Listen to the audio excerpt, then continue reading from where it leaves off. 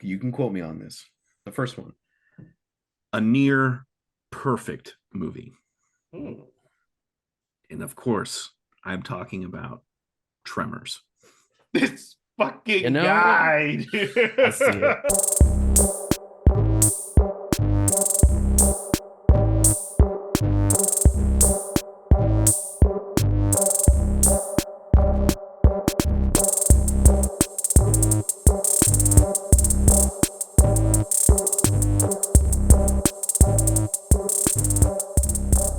Effect. How you guys doing? How is the squad? I'm so happy that we actually got all on Yeah. Helldivers last night. It's Oh not yeah. happened in a bit, and it felt good. It was nice. Yeah. Yeah, like I was playing with my buddy, and when I looked at my phone, I was like, "You got room for one more?" I was like, "What? Oh my god!"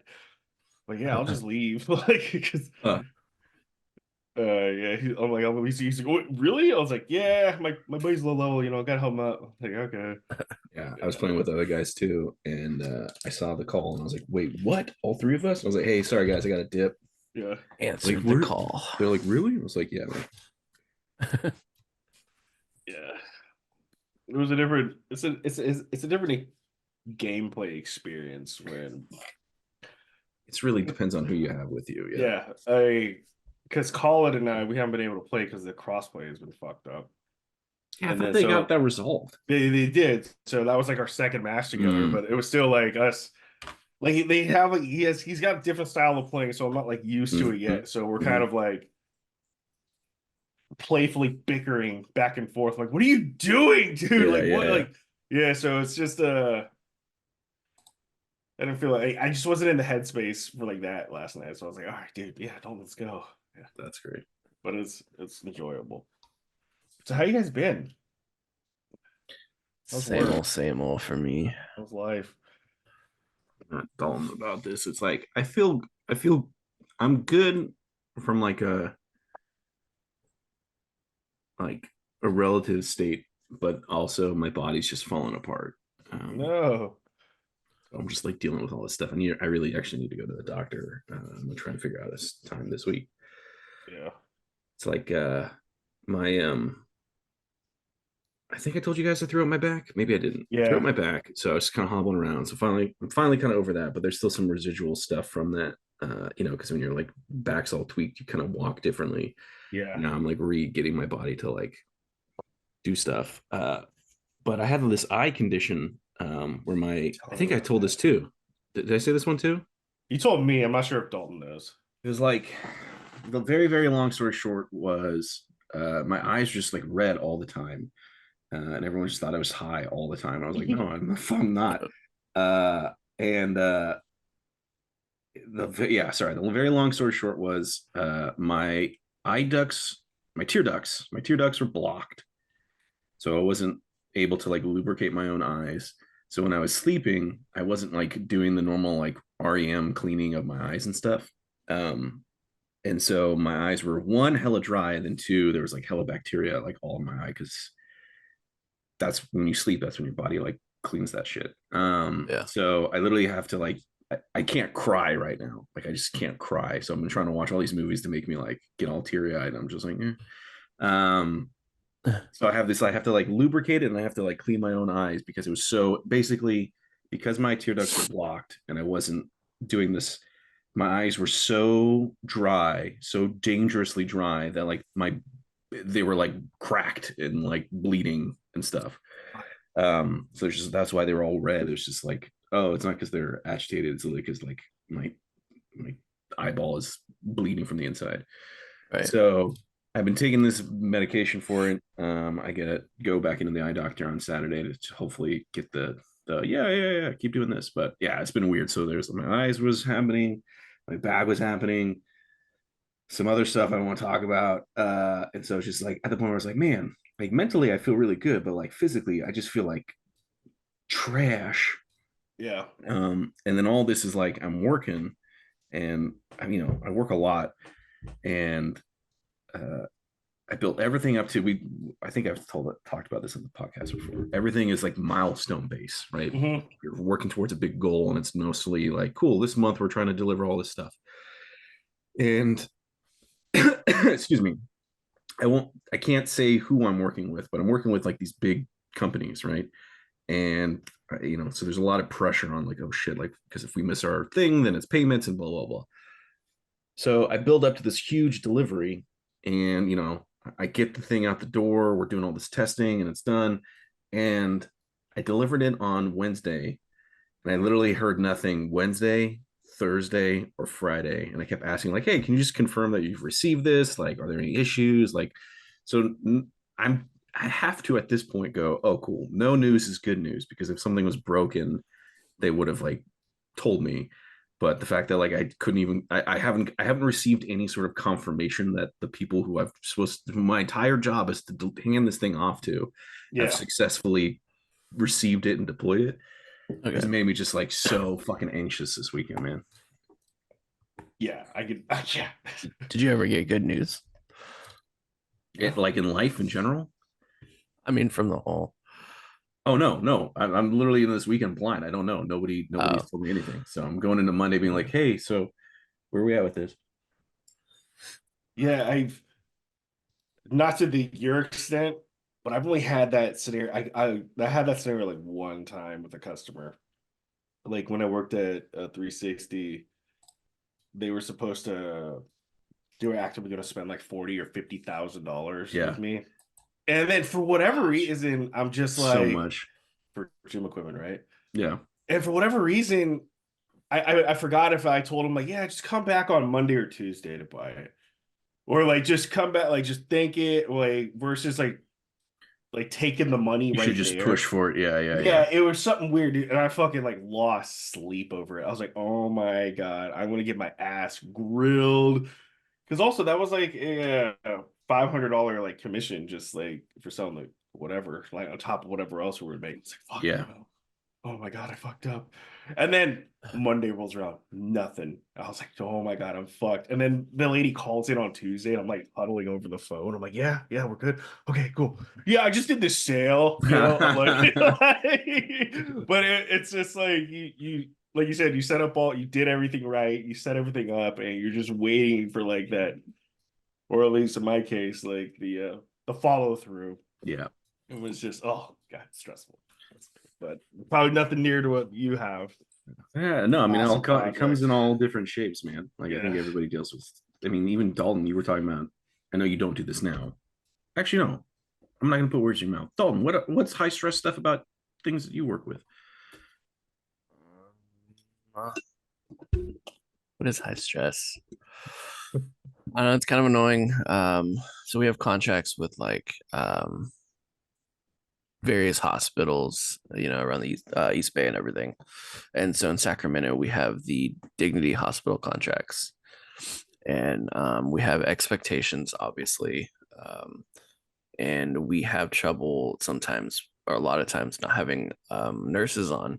And so when we get, requests or calls from them that require a nurse, and I have to be like, oh yeah, I don't have a nurse till tomorrow morning. Wow. And this is for like a, can't get into it, but it's someone who needs it, obviously. Somebody who needs it. Yeah. And so they're like, all right, well, we want you to escalate to your manager, supervisor, and give us a call back. So I'm like, cool. Now I have to call, the fuck, we call it BD, but like the manager of that area and those hospitals, and be like, hey, FYI, I don't have a nurse, and they're escalating it. And then I have to call the RN supervisor for the company and be like, hey, can you call someone in? No. Cool. So yeah. It's basically like it just activates a process that you have to go through. But you also know that at the end it's like, I don't know what's going on. And I mean, they already obviously know the situation, but so it's 3 a.m. and I'm waking people up. So it's like, sorry. That's rough. I don't know if it's really high stress, but yeah, no, I think that's on there. I get it. Or it puts you in like a position of uncomfortable. Yeah, yeah, yeah. Like, Yeah, exactly. calling somebody at 3 a.m, like you're up, you're like, yeah, whatever, it's my work hours. But like you're calling somebody that's, I work 9 to 5. Why are you calling me at 3? Oh, you want me to Mhm. call in somebody that's probably Right. sleeping too or out partying? Like, Yeah, yeah, yeah. Exactly. I want to talk about this. It was an interesting interaction that I had over text. So my thank you again, Bert. Bert has helped me job prep for a company that I finally got into after a month-long four-interview process. Yeah, dude, that interview process was crazy. My aunt's like, it better give you the damn job if you do 4 interviews. I'm like, well, yeah, I did 4 interviews with Skechers and didn't get the fucking shit. Yeah. But also, I'll say one thing about them to just move on. I think their whole process was kind of like a shit show. Like Mm. they just needed someone to do operations. Yeah. And I feel like I came off as somebody that was like, yeah, I'm more customer based, but I can Yeah, do yeah. operations because that store is already like a well-oiled machine. But either which way, glad over here. Yeah, yeah. So I get the job with the company. Company's great. That on the outside right now, before I get in there, they beat my salary expectations by like a lot, That's great. which is really cool.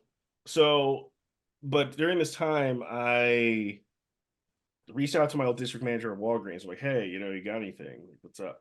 And he asked if I would take like an assistant manager position, just like get back Hmm. in and get a store or whatever. And I was like, oh yeah, I mean at this point, I'm kind of not desperate, but I'm looking and I don't mind working out like I already know how to do everything.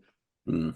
And so weeks go by, but I'm like not thinking anything of it. I'm like, so I get a call from uh my old like store manager on a sign who was working with me, and he's managing the store because I got let go now. They brought him back. And then so this conversation went like they brought him back, but he feels like they're trying to get rid of him. Oh well. And well, there's so much more to it. And I'm like, yeah, I can see that. Huh. Like, but I'm because we were always professional. I'm like, there was nothing like Yeah. negative about like there was nothing personally negative between us, but work wise, like I just didn't. I felt like he could have done like 10 times more work, but Sure. whatever. Yeah, yeah. So, but he's like, hey, would you want to be the ESM, the assistant manager? I'm like, yeah, that'd be fucking weird to go back. And then he's like, Yeah, yeah. Eric, to step down. I'm like, yeah, but this time I already had Bevmo. Like, they already Mm. hired me, right? But in this conversation, we're talking, and it was amicable. And I told him, and I made a comment about Bevmo. I'm like, yeah, Bevmo store. I'm like, it's between that or this. And he's like, oh, what are they starting out at? I'm like, I don't know. Like, I don't know how to measure. This is what I'm getting.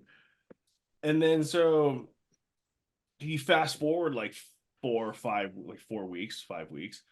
I'm like, I'm gonna do the same courtesy and just like say, hey, maybe you want to look into this other company. Yeah. Just as courtesy, because you did me a courtesy by calling me or whatever. Like, I felt like I had a like I owed him. Yeah. Let me fulfill this. So I hit him up. I'm like, hey man, you got a job with good benefits and what have you. And then he's like, what happened to Venmo? I'm like, oh, that place sucked. It's terrible. I left. I quit. And I just said that flat out. I don't know Mm-hmm. anything about it. And he's like, oh, really? Why'd you leave? I'm like, dude, lack of personnel, like no help from management. Which I can literally just say directly to the manager, because I was the assistant, not like, oh, the company's not helping me, my district manager. Um, and he's like, oh, well, Bevmo reached out to me about the Petaluma store. And I was like, of course you would apply. Yeah. Yeah. And I'm like, and I'm like, the store's not that bad. Like the Petaluma store is supposed to be in better shape. It's not bad. But I'm like, yeah, this is what I got, dude. Like, I mean, Yeah. just like saying this is what I got from Target or the company or whatever. And it was like the tone changed. Like it was, oh, I never thought of that company. I've only heard nothing but bad things from there. I was like, oh, really? You've heard nothing but bad things. I'm like, and I thought about it, I'm like, well, I've only heard good things, Yeah. and I've only the only thing I can see is maybe that longer workday might get to some people. And I wanted to go, I'm like, Yeah. well, because you're a weak-minded individual. But I'm like, I would like, because that was like my immediate thought process. I'm like, but it's like, but here's the thing. I said something negative about a place that I physically worked at. Mhm. He's saying something negative about a place that he's only heard Yes, hearsay. yeah, exactly. So you're hearing it straight from a guy, like, and I don't know, and but I feel like that was a jab. Yeah, It was definitely a jab, 100%. and but I'm like, yeah, dude, where I'm at with my life and personally right now is a great opportunity, great career path. Like, Yep. I mean, and that was that, and then yesterday, I was talking to a customer, and we're like, hey, this is where I'm going to start working. He's like, oh, dude, I've only heard great things about them. They've got this. I'm like, yeah, Yeah. I'm like, yeah, it just really solidified. I'm like, yeah, he was just like where that came from. Like, I Yeah. don't like a sense of butthurtness or something. I don't Yeah. know, but Yeah. it was like, I mean, dude, I was doing you a courtesy just because, but I didn't directly shit on something that you asked me about, or like I didn't directly shit on something that I didn't know of. Yeah. That makes sense. So Yep. No, Yeah. it does. I thought that was an interesting one, but That's really yeah, you just move on. But it's gonna be a wild adventure. yeah. Well, adventure. I'm excited for you. Yeah, I'm just like I'm excited, but I also just feel like this sense of like focus, I guess. Mm, Like, Yeah. yeah, if we're going in here, we're not gonna fucking wing it. yeah. We're just, like, we're gonna learn the opportunity, learn the process, learn everything, and just go. Yeah. Yeah. The Balls. Well, what'll be nice too is once you guys get your business thing kind of done and over with, like I feel like that might be a one stress too that you don't have to worry about and you can just yeah. Oh, focus by the on way, your team place. listeners, the two listeners, closing Okay. down the store. The 30th is the last day of April. We're in that process, moving product, having a good time, even busier. Are you throwing a going away party? I I asked think you Colin, should. I'm like, are we gonna go get an expensive ass fucking dinner? He's like, you bet your ass we go. I was like, okay, that's fine. China Village. Like Order everything on the we're menu. going somewhere. We're going somewhere expensive. I mean, it'll probably be like Stark Steakhouse or something like that. Yeah, it's bittersweet. It's Is that place bittersweet. good? Yeah. I've never been. Oh, dude, it's like those places like there's restaurants that are kind of like expensive that just kind of like it can kind of feel expensive, the dishes are relatively expensive, things like that. Yeah, but restaurants like this, you order your dish, but then all your Mhm. sides are family style. That's cool. Yeah, so like you order your steak, which is like 40 or $50, and then Mhm. like, I want a side of potatoes. Okay, that side of potatoes is 16-20 bucks because it's for the whole table. Yeah. It's You for talking this. about? Are It's you for talking about like this. Morton Steakhouse or something? Yeah, Stark Steakhouse, Yeah. or because like I was explaining, like there's expensive restaurants that, yeah, the dish is like 35 bucks and you get like three things on the plate. Yep. Well, no, these restaurants are expensive. You get one thing on the plate, then everything else is ordered family style. Yeah. Yeah. Like $100 fucking 7-course tasting menu. That's Dude, there's a restaurant like that in Santa Rosa, like where they have like some $200 course menu. You get like 7 dishes. Yeah, I never understood like I shit did like that. I did one, or I've done the one that I love, but understandably, there's a reason we haven't done it forever. Is in Hawaii. There's this thing called the Feast of Lele, Ooh. and it's like this. It's exactly what you're talking about. Where it's like a 5 course meal, but it's like meals made from like they're like themed for different islands in the Pacific. So you'll sit down and it'll be like cool, like Tahiti. Here's some like food stuff from Tahiti, and then it's a meal, drinks, and then they do like performances. So they'll do like ceremonial dances from that particular island. Nice. So while you're sitting there eating and drinking, doing all this stuff, you're seeing this like it's like almost like a dinner show. And then it's like they finish their performance, they leave, the next dish comes out, you eat it, and then it's like, dude, it's great. And we went as a family and we fucking loved it. We were like, this is amazing. So every time we would go back to Hawaii, I would be like, we got to do this. And finally, but I was like, all right, this is the last one. Enjoy it. And we're like, what? And he's just like, I don't think you understand. This is like exactly what he said. It's like $200 a person. So like whatever it is. So I don't think it actually was that much. But let's just say it was $100 a person. $100 a person. Well, it's a family of 5. So it's like that's like $500 my dad's dropping every, and yeah, plus gratuity, and the fact that like for Avila, and well, actually for a few of us, we were like underage, so we couldn't drink. So it's just like whole part of the value is like the alcohol that you're having with it. Yeah, and we're just like kids just sitting there. So he's like, this is for couples on their honeymoon. This is not for families. So just enjoy this because it's the last one. I never want to hear it again. And we're like, okay. So expensive. Yeah. But it's so cool. I remember because it's right on the beach. Oh, it's so cool. It's so cool. I would say you gotta do like fancy, like every now and then. Like I'm talking like fancy fine dining or something.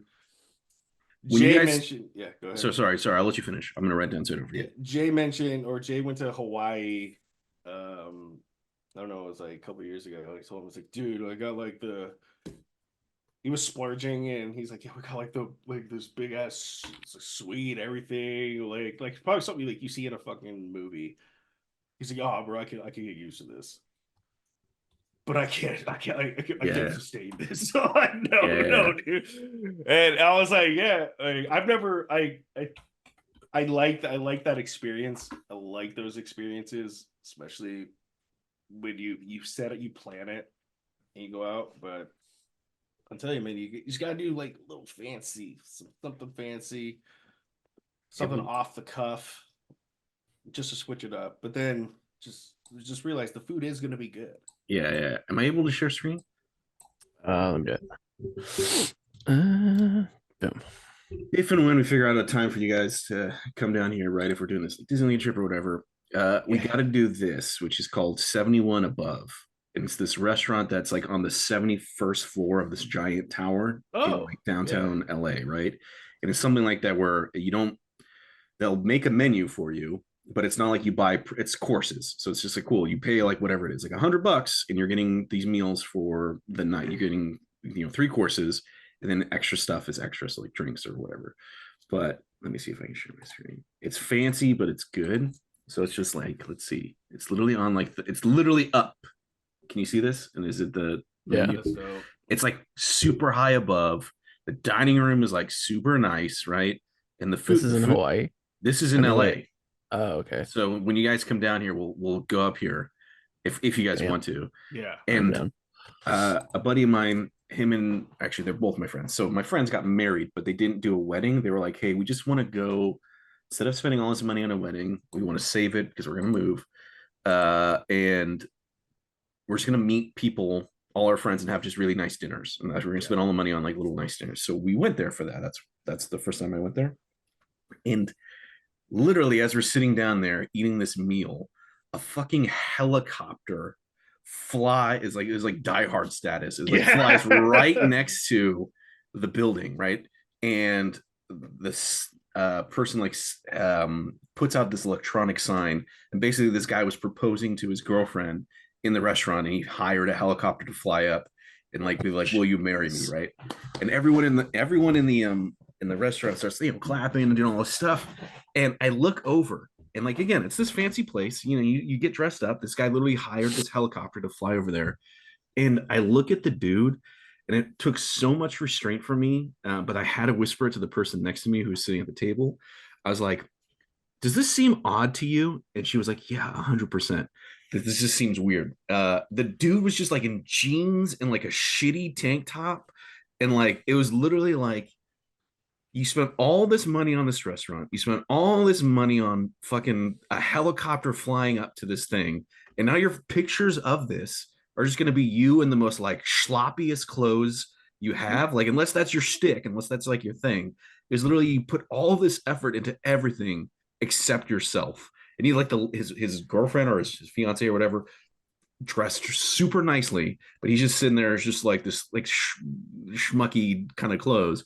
And in my head, I go, man, either this is this guy's like again his shtick, or this dude is just a regular guy and he saved up and he spent all this money on all this shit and didn't think about actually wearing like a suit to the proposal. And I was just like blown away that someone would go through all that effort and just be like, Yeah. But that's the kind of experience it was. It was like, Probably so an it's artist. cool. It's cool. And the food's great. Food was amazing. Yeah.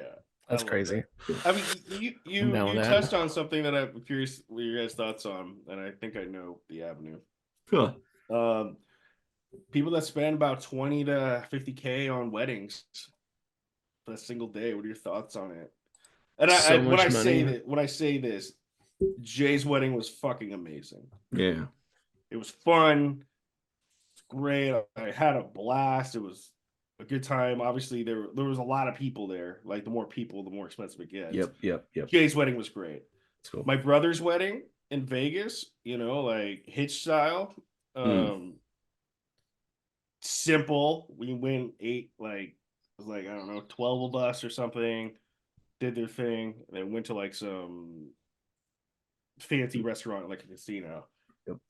Which it was a destination wedding. Sure. But everybody, I mean, that was probably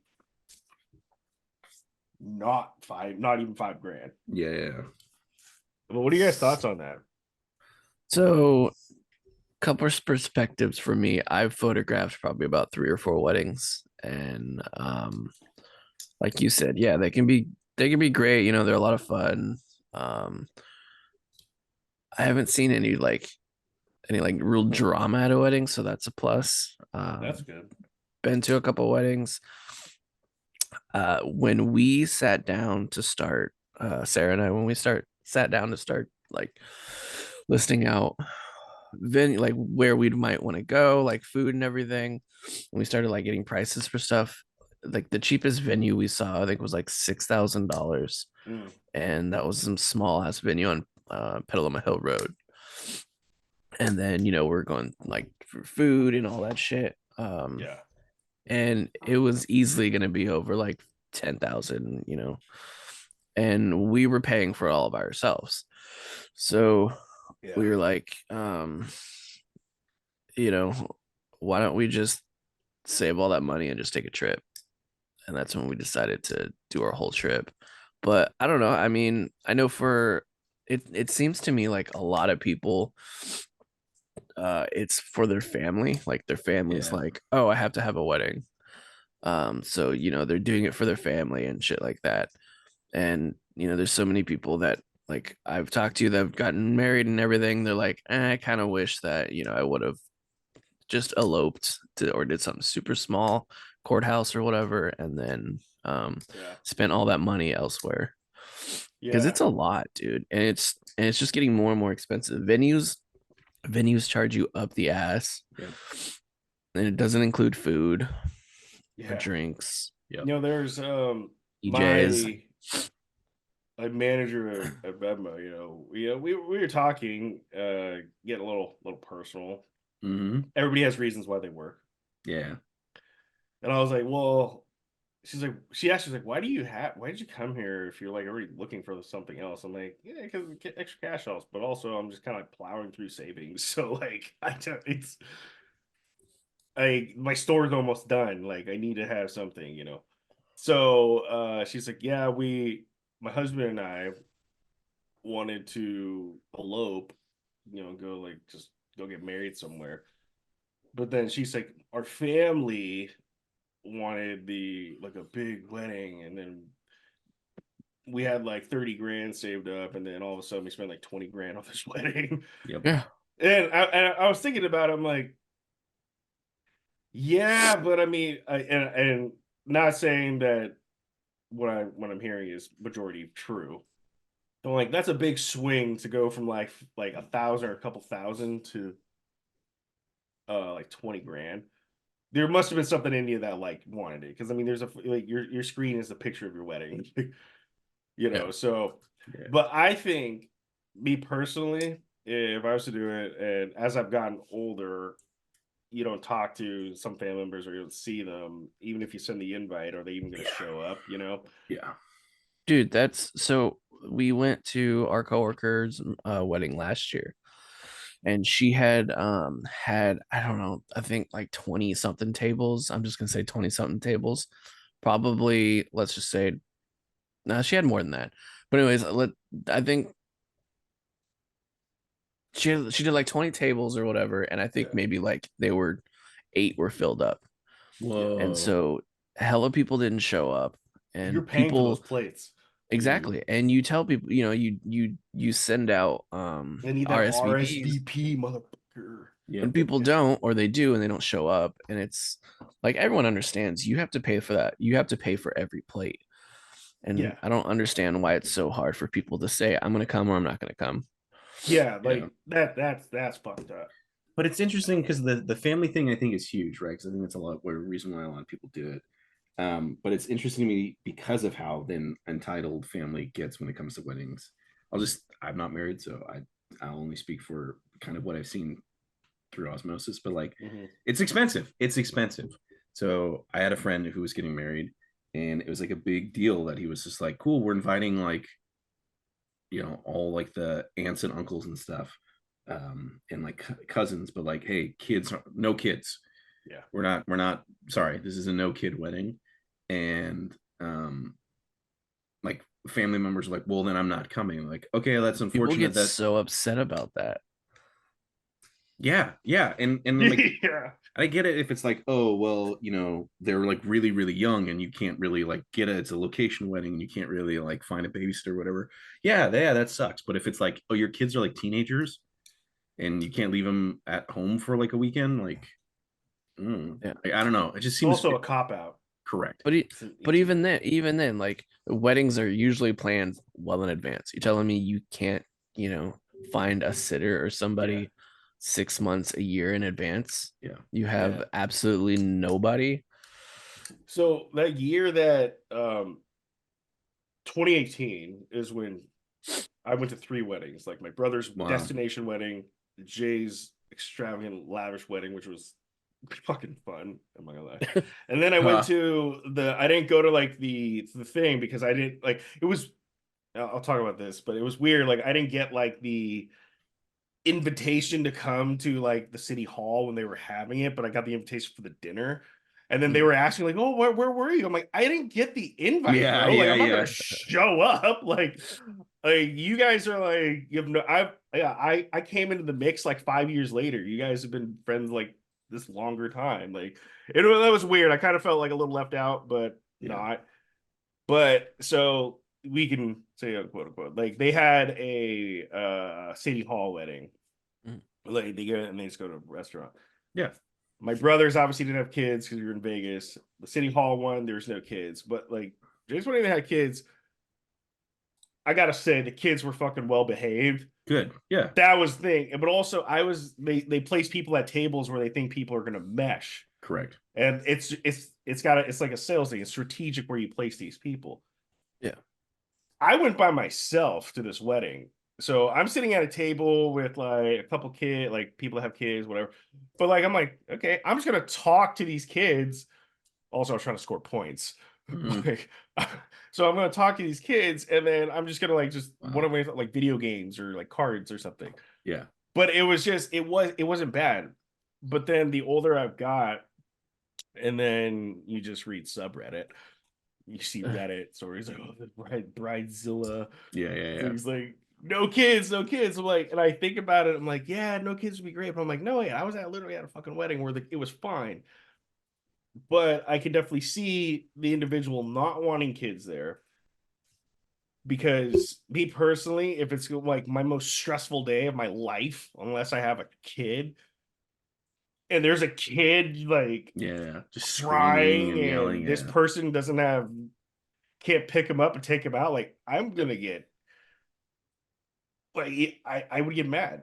yeah, I would get mad, you know. So I can see that. Um and truth be told, if we were to have a wedding, I'd probably say no kids, but I don't have a lot of friends that have kids. yeah, Yeah. That yeah, yeah. But like Dalton said, weddings are planned like 6 months, a year in a fucking advance. Like yeah. if Most you of the can't time, at find least 6 months. yeah, you're telling me like your grandparents can't or your parents can't watch those kids or whatever, like Friends, Yeah. relative, somebody, somebody that you trust. daycare. Yeah, yeah, Have you guys ever been in a wedding? Oh my god, I've been in yeah. so many fucking weddings. I've been in two. Yeah, Well, I've been in one, I think. No, I've been in two. I wasn't my brother's first choice. Say that. Wow. Yeah, yeah. So that was it was like, but I was ready. I'm like, all right, man, I gotta step up if time comes. And it Yeah, was yeah, like yes, we man. was we're like probably like 10 minutes before I was like a little bigger and just kind of dying. But my brother's like, Randall, I'm like, yes. I'm like, I'm here to answer the call. Ha! It's kind of like, you know, like it's like if I were to just whip out a fake ring or something, I got you. Yeah, yeah, Like, yeah. that was it. And then I was in Jay's wedding. Nice. Yeah, it was interesting because Jay's, I think, one of Jay's, I wasn't like Jay's like initial like fifth or sixth choice, but this time up that we just started hanging out a lot. Yeah. And then he asked me, like one guy that he asked just like wasn't performing his duties, wasn't there, and just Mm. like basically lost contact. And he was Whoa. like, hey, you know, we've been hanging out a lot more and all these things, blah, blah. Would you want to be in the wedding? Because I went to Jay's Cool. bachelor party. Yeah. And I was like, yeah, man, of course. Yeah, fuck yeah, let's go. Yeah, yeah. But it was like 3 weeks before the wedding Wow. or something like that. And I'm like, yeah, I gotta go get your tux. I was like, fuck, dude, am I gonna be here? And Yeah. then Thanks for the no, last minute. he asked me like 2 or 3 months in advance. I recall, but I didn't get the information for the tux until like the week of because the best man didn't have my email. And Wow. I'm like, dude, you just want to talk about stress. Yeah. Just trying like, am I gonna have this tux in time? Like to Yeah. match everybody? Yeah, maybe. That was Just my be the odd mistake man out. for my cousin's wedding that I was in. He was just he did it super chill, dude. He was just like, we're all gonna wear jeans. And we had like these vests, so it was kind of like it's like a yeah, it looked, I don't want to make it sound like it was like jeans at a wedding. It was nice. The whole ensemble looked great.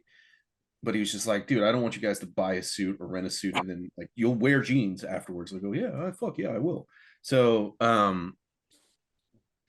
made the mistake though. He's like, it's this specific cut, this specific style, this specific thing. And I checked and I was like, oh, cool, I have it. Yes, I can find that here. He's like, okay, do you want me to pick you up a pair, or do you want to pick one up down there? And I was like, oh, I'll pick one up here so I can try them on. He's like, okay, big mistake.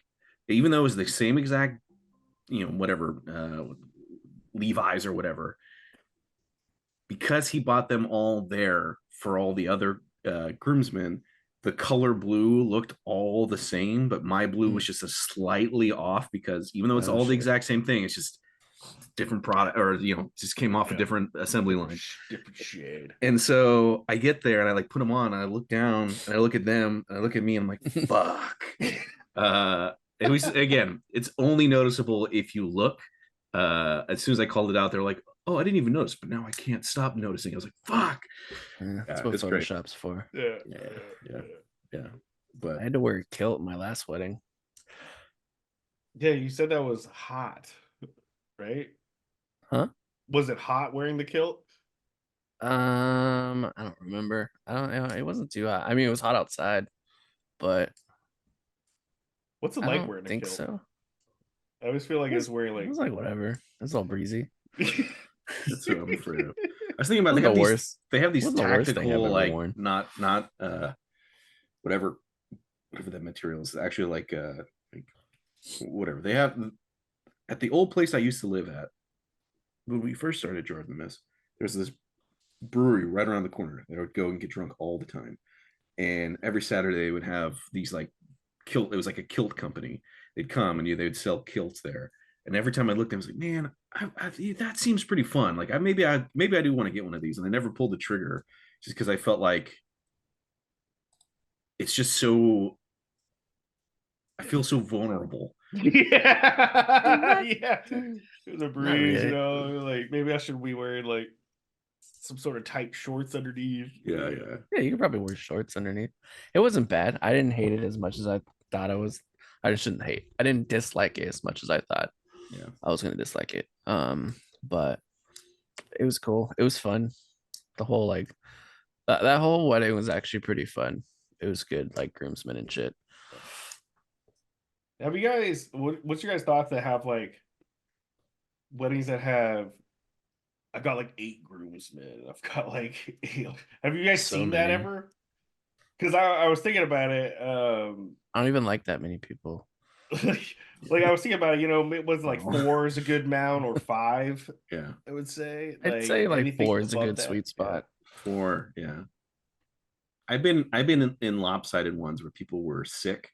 So I've been in one. Yeah, the last wedding I was in when I was up north, right? One of the bridesmaids got sick, so me and this other guy had to walk one of the. It was basically 2 groomsmen to 1 bridesmaid. So yeah, it's always weird. So, but the smaller number just seems better, right? So yeah, I agree with Dalton. Like 3 to 4. I've been in those ones where it's like 5. You've seen it in like 5 or 6. I'm just like, what's going on here? Like, what the fuck, man? Mm-hmm. Trying to photograph all those people is not It's not fun. good. I told about the wedding Um, story, right? How I went up to whatever that was. Milvet, The card shop. yeah, the card shop one. Yeah. But Yeah. the day of the wedding, I'm like running around, moving all the alcohol over there, doing it was very like guerrilla style, but it was cool. Just helping literally prep all the stuff. So then we get back and I'm like, look, we gotta get changed. And I'm the person where I'm like I'm not the best man, but I'm in like protect, like make sure the groom is okay mode. So I'm like, hey, have you eaten yet? He's like, no, yeah, he's like, no, let me go get you food. So I like go get him food and I bring it back and I drop him off and I'm going to eat my sandwich. And that's when my migraine hits. I'm like, you gotta be fucking kidding me, right? And I think I've talked about this on the podcast. When I get migraines, it's like debilitating. And I know everyone's like, oh yeah, this migraines. I'm like, this isn't a flex. This is actually me being, this is also not a woe is me. This is just, here are the facts. Yeah. I lose vision in one of my eyes. I go numb in one of my hands. So my entire right side of my body goes numb. And then I can't talk. Is that the side you lose vision on too? Yeah, exactly. It's basically like I'm having a stroke. That's fucking crazy. And so I'm sitting there being like, fuck, man. So I'm just sitting there in this hotel room. And again, it's like a small little room. It's not actually like a hotel. It's like a room in a building. And I'm just like downing fucking water and I'm downing fucking ginger powder because that's the only thing that like really works. And I like try to get dressed and I'm like walking over because the venue was walking distance. So I walk there and I'm just like feeling just terrible. And I'm just trying to like, I'm literally can't see out of this eye, right? And I'm just literally trying to push for the photos quickly. They're taking all these like photos in there and I'm like, dude, I can't even see what's going on. I feel like Han Solo when he gets out of the frozen carbonite and just like, I can't see anything. It's sort of a big dark blur. It's a big bright blur. So literally I'm just like, just get through the photos. So I get through all the photos and they take it at me and I haven't even, I think I've got tagged in a few of them. I haven't looked at them yet. So I'm curious to see what I look like. Because then once we get through the photos done, I go, okay, great. Take off my tie, take off my vest, unbutton my shirt, and just start retching, just throwing up. Because the only thing that makes me like feel instant relief with a migraine is just throwing up. So now I'm puffy eyed, my eyes are all red. I'm like throw ups all in my beard. I'm like trying to clean myself off. And I'm like, I'm about to be in a fucking wedding. I just look terrible, right? So I'm trying to do all this shit, and I'm like, man, fuck. And my buddy who's wedding was like, dude, dude, I'm so sorry, man. Are you okay? I was like, yeah, dude, I'm just gonna muscle through this. Like, okay, just muscle through it, and then go back to the hotel. And I'm like, in my head, I was like, fuck this. No, I spent all this money to come out here. I'm super excited for this wedding. I'm not gonna like literally just stand there and then leave. Like I'm gonna participate. So Yeah. just go in a cold room or a dark room. You should put like a cold compress on. And I'm just sitting there, just trying to like sleep it off. And thankfully, then able to go back to the wedding. And then from then on, I'm just like, well, now it was just stages. First thing was get through the photos and throw up. Okay, clean myself off and just like sleep until the ceremony. Okay, get to the ceremony. And then I'm just standing in the ceremony. I'm like, okay, just get through the ceremony and then I can start drinking. Because as soon as I start drinking, my whole body's gonna feel better. And then it was great. I had a great time. It was fine after that. But that's my biggest fear is if I ever did get married, I'm gonna get a fucking migraine, right? Because I'm gonna be stressed out. Yeah. And Right. there's gonna be all these people fucking waiting for me and I'm gonna look like shit and Does happiest day stress of your trigger life. Sometimes. That Yeah. particular day, yeah, because I think it's the biggest thing is stress, not eating and not drinking water and lights. Water is a big thing. So I'm constantly drinking water all the time. So I feel bloated as fuck, but I'm constantly drinking water. I'm constantly making sure that I have my eye protection on, like sunglasses and stuff, and making sure that I eat at regular intervals. But when when you're working a wedding or you're trying to do all this stuff, you just kind of lose track of it, right? Yeah. So it sucks because I always know when it's going to happen. Sorry, this is probably way too much information, but You're good. it's like they talk about like those migraine lights, right? You see this kind of like haze. It's almost like a bright light that starts to form. So imagine like you have like eye floaters in your eye, and you kind of like keep looking and it keeps moving around. Imagine there was an eye floater, but it was just locked into one spot of your eye, and it's just I can't see out of this little circle. And then it just gets bigger and bigger and bigger. And it's just like, I'm like, this is going to be the migraine. And then I can tell because I'll hold my hand up. Mm. If I see two hands, right, I'm holding my right hand up, but it's like double vision. So it's like, I can't focus. I'm like, here comes the migraine. Here we go. That sounds See, terrible. I get the squiggly lines, Mm-hmm. like you said, all over the place. Like whenever I look around, and then everything just kind of seems a little blurry. And then yeah, then I get it. Doesn't sound like it's as bad as yours. Like I definitely have to kind of chill with the lights, lie down, yeah. But I've never That actually sounds thrown up from one, which is nice. Oh yeah, dude, it's terrible. God, it's Discussion topic that we didn't get to touch the last time, but Is it the same one that I have? Human I leg. don't know. I have want to talk about the look more kid into that it. amputated his Yep, leg. it's the same one I have. Okay. So I read Your this discretion article. is advised, people. Yeah, I read this article on kid has legs amputated for a insurance scam. That's insane to me. That's So fucking this insane. 23-year-old kid, I believe in Thailand. Is that a kid? That's an adult, man. Well, there's a kid. I guess, yeah. 23-year-old dumbass There you go. was persuaded by friends to get his legs amputated Insane. for an insurance payout of around like $3 or $5 million. So he planned a trip, quote unquote, to colder regions in Thailand and took out a bunch of policies for these trips. Then went and put his feet in buckets of antifreeze, or not antifreeze, like some sort of like dry ice or something like that for like 10 hours straight. Fuck, dude. And he What? went to the hospital, and it was immediately eyebrows were raised by the nurse. Mm-hmm. because, well, if it's frostbite, it would be not in perfect lines. Mm. And then she's like, "We live in fucking Thailand. Where the hell are you getting frostbite?" like, Yeah. like, because like the coldest portions of there like don't merit you Don't get frostbite. yeah, Yeah. exactly. Yeah. So immediately, and they had to amputate the kids like Yeah. from like half the shin down or something. Dude, what? Yeah, and then he was able to get like one payout of like $7,200, $7,500. Then the police got involved, and they arrested him. They arrested the friends, and I'm just like, this kid now has no legs. Yes, dude, that's insane. Yeah, like how For like $7,500. yeah, like when you thought you're getting like five, like why would you even do it for 5 million? I would like, never. I wouldn't. Yeah, no, I wouldn't. Like no. unless I could have like legitimate like robot legs, and even then, it's like I want to feel. Yeah. Like when I read that, I was just like you think you've seen some stupid and wild shit. This is probably like tops it. Like, Yeah. And It's it's only insane. for $7,500. Like, And then now he's probably in jail. yeah.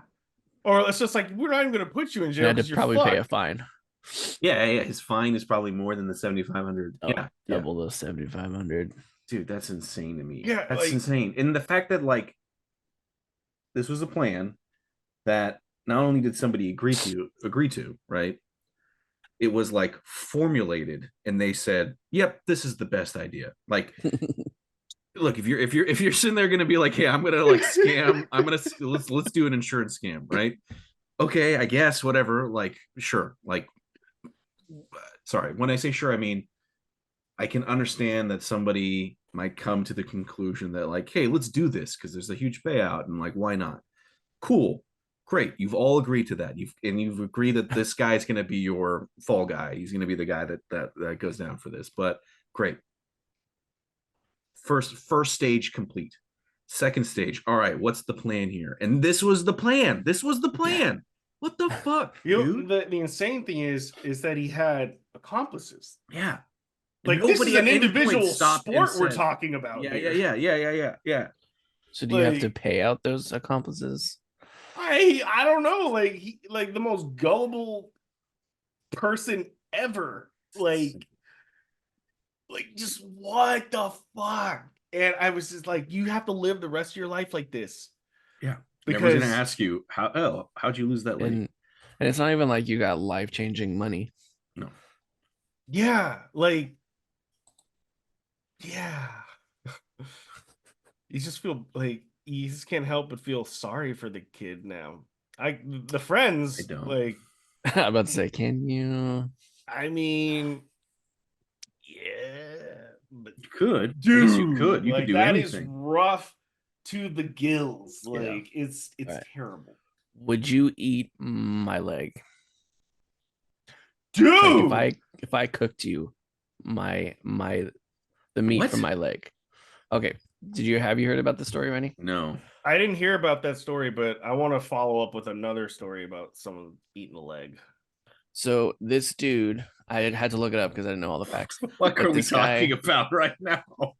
This guy got in a motorcycle accident, right? Oh Yeah. And the doctor said he'll never walk again, and asked him if he wanted to amputate the leg. And the dude asked if he can cook it. And I guess he asked if he can keep it, excuse me. And I guess the doctor said, why the fuck not? And so he kept his leg, and supposedly from what I read, 10 of his other friends, they've all talked about like, if you could ethically eat human, would you do it? And I guess they all said yes. So the dude kept his leg, cooked it, and they all had tacos with it. That's fucking insane. Willingly. That's some psychopathic shit. And I was reading, and apparently it's not against federal law to eat human meat. I think in Idaho is the only place that's like they have some law against it. But yeah, you know why there's no law for that? Hmm. Because no one should be fucking doing it. It should be obvious enough.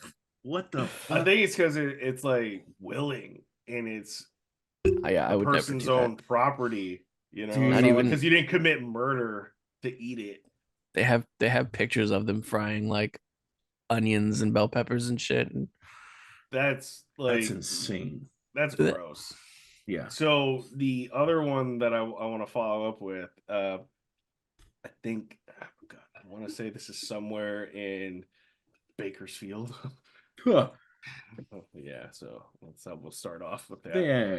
Great. But apparently, somebody got hit by a train, and like their body got dismembered, and all of a sudden, like how this like mentally ill or somebody high on meth got one of the legs, it was just eating the leg raw, like on the side of the road. Like, or like, and there's a video of it. It was crazy. There's I saw it on Instagram. Like, there's a video of it. You can see him chomping on the leg. It's from a distance because you don't want to get that close. You don't, yeah, you're not getting close. Yeah, to that. I'm not. And the guy like looks, is like, ah, and then you can just see him walking away with the leg, just bloody and all, like fucking crazy. This was recent. Yeah, like what the fuck? So I guess like the accident just happened, and the dude just happened to be there and was like, "I'm hungry. I'm gonna grab this leg. It looks I'm not meaty." sure, like, but it's just like they couldn't find the leg, but then some guy found it or like what have you. But it's just, dude, Dude, weddings and cannibals. I mean, what an That's the episode! name of the episode. and kids. All right, so how about this top movie? Let's So you guys only wrote down 5? I wrote down a bunch. Because I can push mine to 10. I wrote 'Cause down it's 5 10. because I figured 5 would be more. It's easy, not easy. Let me rephrase this. It's actually hard to limit yourself to just 5. Like whenever couldn't even whenever think of you're in 10. the when you're in the mindset, oh, I thought of a bunch, but I thought of like, a ton, but I was like, okay, well, I do I want to limit? Yeah, Do I want to like limit this to? Do I want to go on record saying like these are my top movies? That was what's like difficult for me. Yeah. Not saying that obviously I can't change or whatever, but you know what I mean.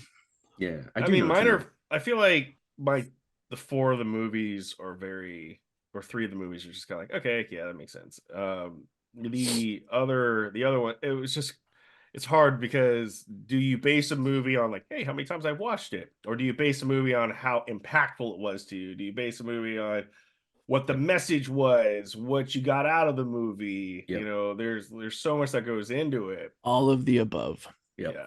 But I couldn't, like, I was thinking of like the impactful stuff. I couldn't really think of the impactful stuff at the moment. I was just like, yeah, well, these movies are like, I generally like a lot. So Okay. I have movies that were impactful. I can start off if you guys want to start off. Yeah. Let's do this. Let's not just go, here's my list. Let's go one at a time, right?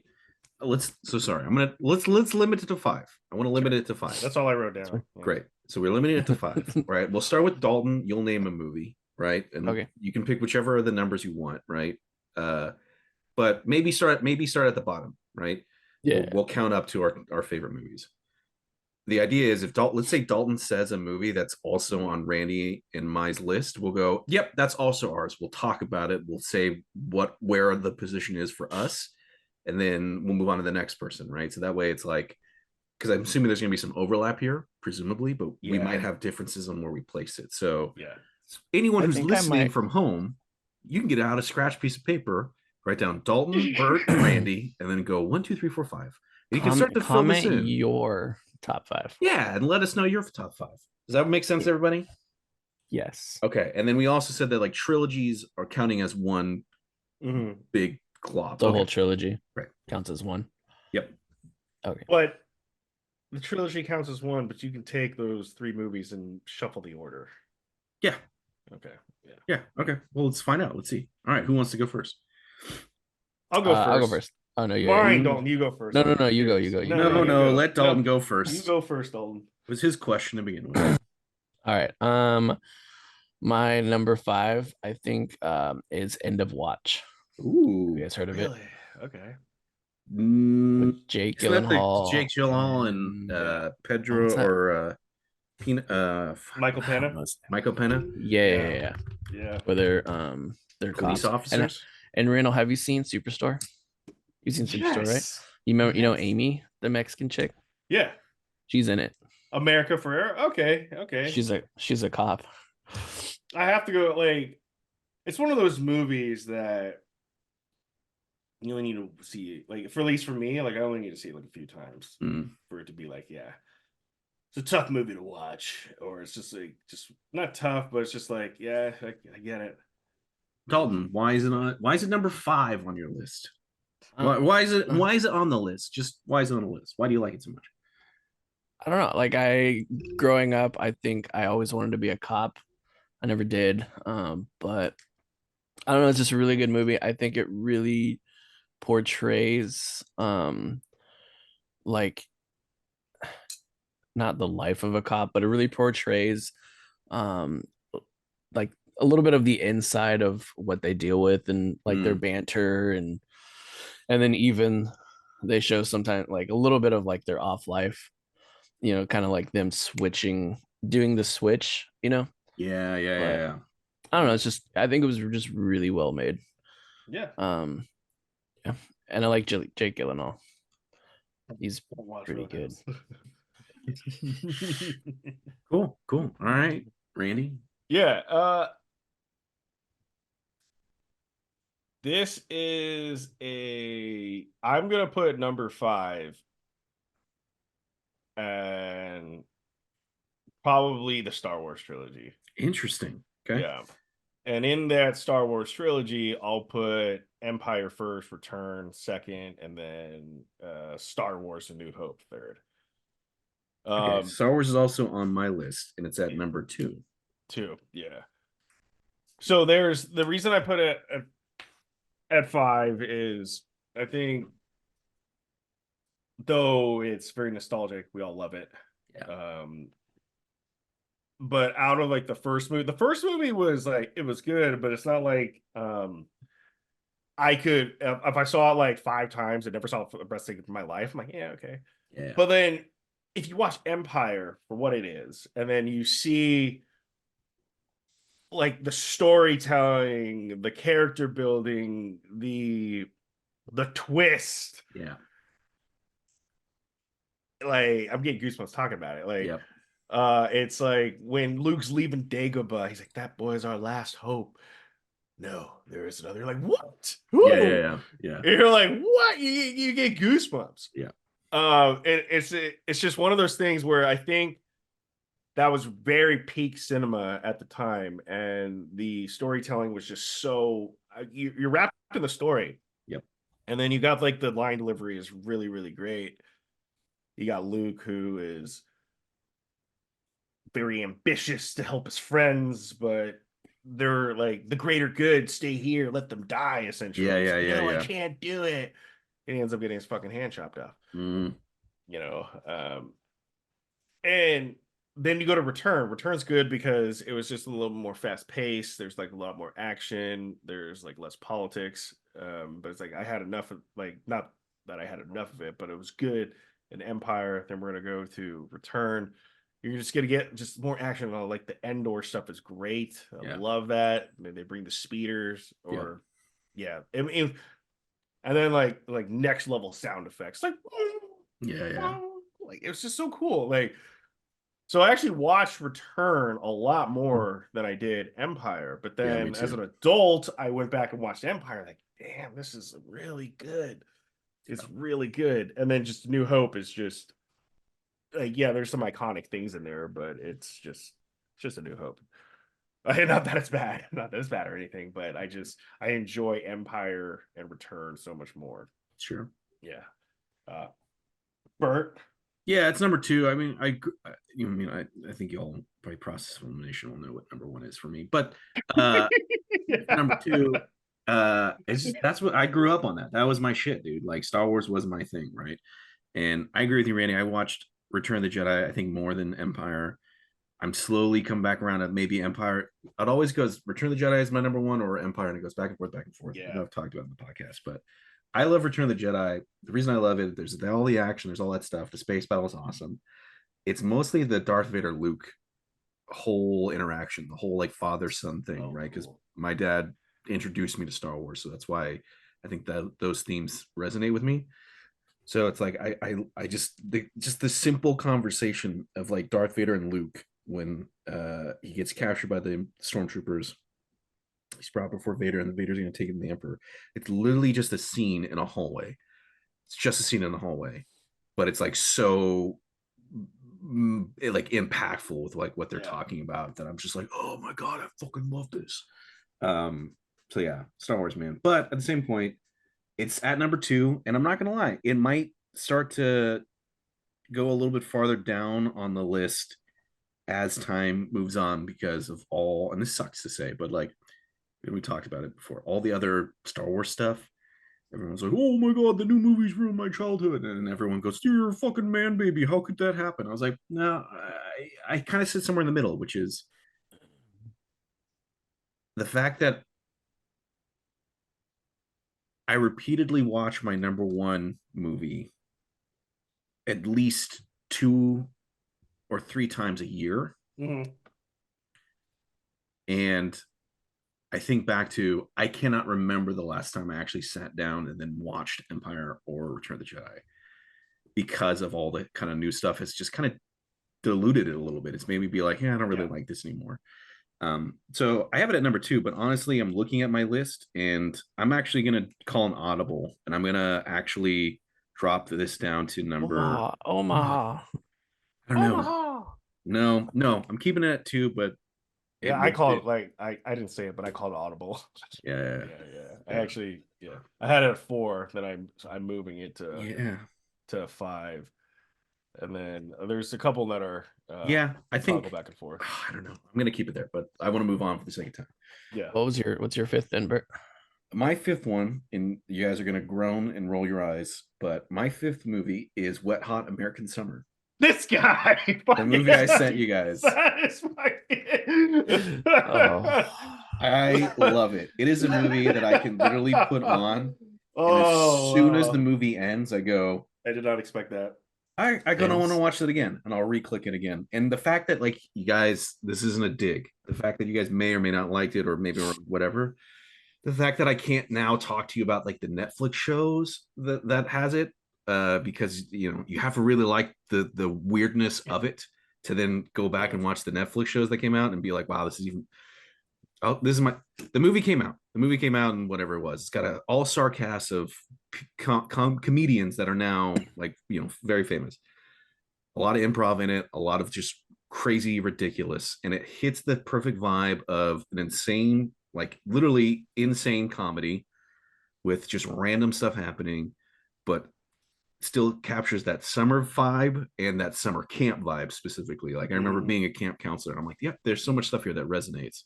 This movie came out, and you're like, okay, great. But then they came out with a Netflix show, and it was season, it was camp. It was like Wet Hot American Summer, day 1. And so, because the movie takes place at the end of the summer, at the end of the last day of camp, the Netflix show takes place at the first day of camp. And it's hilarious because it's all those same actors that have now aged 20 years or whatever. And they're like, like literally the main guy, he's like skin and bones in the movie. He's like fat. He's just like this. And they joke that they just gloss over it. They just pretend that literally in the end of the first season, they're like, I don't know, man. I feel that this year is going to be great. We're all by the end of the summer, we're all going to feel and look a lot younger. I don't know. Right. Like that's the kind of shit. It's like a talking can of vegetables. I don't know how to describe this movie besides it's insane. Right. Yeah. And then they did a second season, which was like 10 years. Anyways, I love it. I put it on. It was a movie that when I was introduced to it for the first time, it like unlocked my brain of what the fuck is this and why did I not watch this sooner? Because this is amazing. And everybody that I bring it to, I go, you just gotta sit down and watch this. You just gotta sit down and watch this. And they go, maybe it's because it's like an in-person thing and you got to do it in person with other people. So like other people are kind of jumping in on this hilariousness. Yeah, I don't know. I just love it. I absolutely love it. Yeah. Nice. That's hilarious. Dalton. All right, 4. I have the Jurassic Park trilogies. The first 3, obviously. Fuck the rest. Interesting. I also have Jurassic Park in mind. You don't like Dominion? I don't even know what that is. Never heard of it. Lost World. I have the second one as my first, and then the first is second, and then the third is Interesting. yeah, I don't know. I always obviously it's Jurassic Park and it's nostalgia for me. Yeah. I remember when the first one came out, we went to Costco and I just remember like, oh, what is this? And like my parents bought it and we went home and watched it and it was just It's funny. I pure remember bliss. seeing it in theaters with my dad. My dad was like, he would always do the whole, I'm gonna look at this first, and then he watched it. He's like, "Yep, this is okay." But I was like, I don't know. I must have been in third grade Yeah, I maybe don't when I even saw it. remember. So I was like super young, and it absolutely blew my mind because I was like, dinosaurs are real. This movie is like, like you go back and you watch it, and again, it's they so used a good. lot of practical effects, so that's Yeah. why it looks so real. But Yeah. even then, the CG holds up for a lot of Oh, the yeah. stuff. It just unlocked my, again, it's a movie that unlocked my brain where I was like, man, this is just so, so it's interesting that you put all three on there. I just put Jurassic Park. I didn't put Lost World. This is one of those ones that's a trilogy where I go, snip, I throw was away. gonna put the lot. I mean, if I had to put any of them, it'd be Lost World and one. Three is good. I don't say it's good. It's okay, but I don't. It doesn't hold value to me like Yeah. the first two do. Agree. Um, but I just ended up throwing them all in there. Yeah. But yeah, I don't know. To me, Lost World, I obviously like both of them, but I don't know. I tend to draw to the Lost World more, the second one. You like Sure. Ian Malcolm? I think what it was is because I was so big into photography and they had Mhm. Vince Vaughn, you know, and he was this photographer or whatever, and Yeah. he went in there and Or I don't know, I think Greenpeace? I think that always just resonated with me a little bit. Yeah. What's the backup plan? Me. Me. Fucking wrench. Well, where did you place Jurassic Park then on yours? I had Jurassic Park as number 3. Okay. So my 4, it could toggle back and forth, but I'll just go with this. Sin City. Ooh, okay. Yeah. Would it hurt you to know that I never watched it? That's crazy. Then you're in for a good one because A Dame to Kill For isn't that good. So the first one is good, like very good. Like Yeah. there was something that captured me about it. I never saw it in theaters. But when Zach, his parents always buy like brand new DVDs and they had like a big screen. I went over to their house like every day after school and just watched that movie. Like I just put it on like, what do we do? What do we watch since Eddie Randall's here? Like, well, we watched this yesterday. Like, yes, so Yeah. just put it on. So, but how the artwork was, how the storytelling was, how the character building is, just it was something just next level for me. Like I've never seen anything like this before. This is crazy. It's black and white, literally. You got Bruce Willis still, you know, like Yeah. the shootout in the beginning. They're doing all this thing. Shoots the guy's dick off. Like, like And there's it's hella just people in this. Yeah, dude. There's yeah. Is what I don't know who, I forgot who makes it. It was, I forgot who made it, but it was like Sin City, and yeah, it's like little vignettes. It's like little small. It's like what are they called? It's like an anthology, right? Video. So it's like little mini stories, but they have cross connections between all of them, which are sick. Like cool. Mickey Rourke's character is like my favorite. Just and then like you get to like Elijah Wood, like all fucking weird and like sadistic, and then Mickey Rourke is just like, it's just, there's just something all about it that's just Clive captured me. I was like, this is nuts. Like, I enjoy it so much. Like, it's great. They don't, stuff like that, like the art, when you have like different artwork like that and it's very comic-esque in a movie, it's always gonna like draw my attention. But check it out. Too bad you can't say the same for like A Dame to Kill For, and then The Spirit. Yeah. But when was the last time you watched it? It's been a while, because I've seen like movies that I've seen probably 50 times.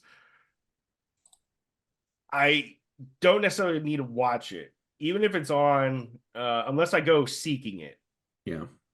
but even if it's on, like I already know everything that's gonna happen, like it's whatever, like I can kind of pass it off. It's just like we're trying to talk about the other day, like if you see like, oh, a Quentin Tarantino movie, I'm not gonna go seek Yeah. it, but if it's on, I'll probably watch it. But Yeah.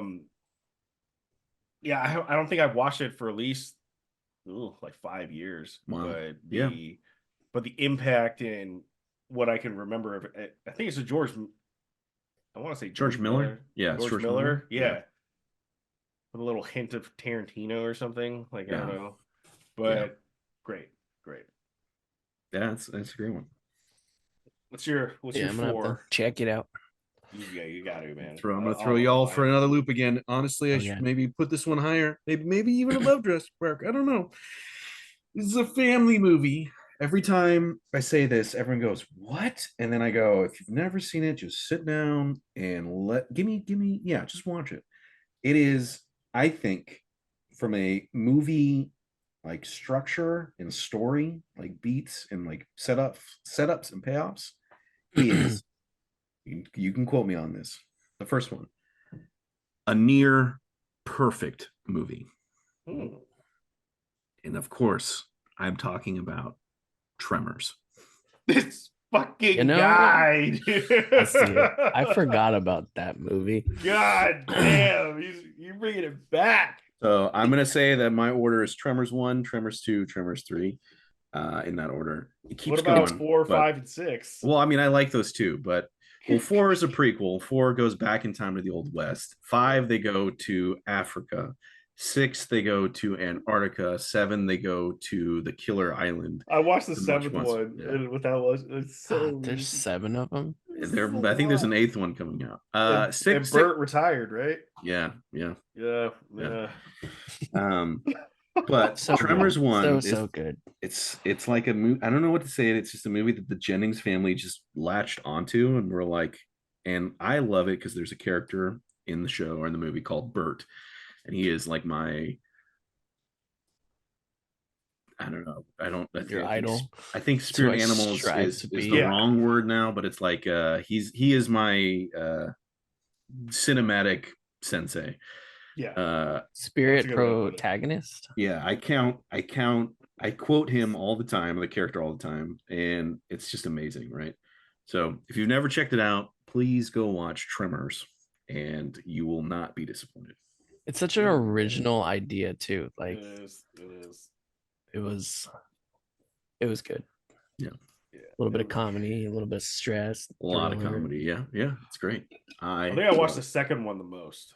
The second one's great. It doesn't now. The problem is the second one expands this idea that actually made me go, "Oh, this is interesting," and I love a lot of it, but it just doesn't have the same. You don't have Kevin Bacon, and Kevin Bacon. That's the thing. You don't have Kevin Bacon.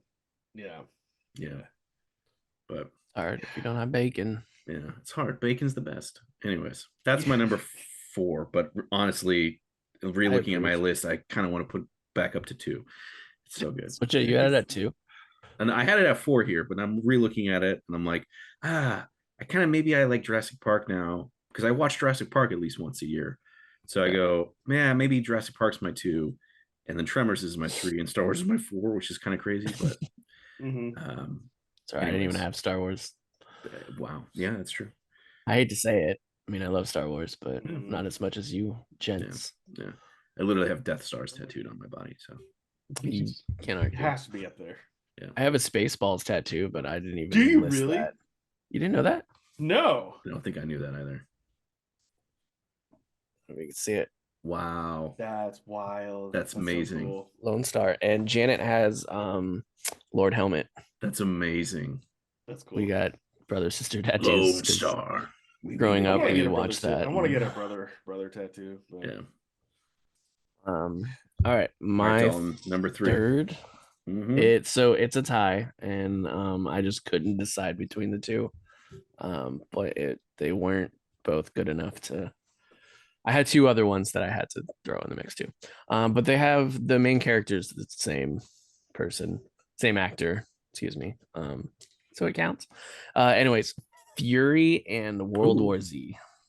Oh, I had to throw nice. World War Z on there. That's Let's start with Whoa, that throwing one. it in there. Did not Okay. expect that So, on this list. Wow. World War Z is I don't know, it's just so Love good. it. I can watch it. Yeah. I can watch it back to back to back and still be Yeah. like, oh So my god. crazy that I Yes, watched it God. once and was like, I'm done with this movie. Really? Oh, Yeah, I hate it. damn. Oh man. I figured Fury, but I didn't think you were gonna say World War Z. I completely forgot about that. That's I I was gonna crazy. switch up my list, but I'm Yeah. gonna keep it the Yeah, way it is Well, right because now. Fury's the same director as End of Watch, right? Is it? I don't know. I don't Yeah, know I think so. directors. Oh, okay. Keep going. Keep going. But I don't want to shit on this. Walk me through So- why you love these movies.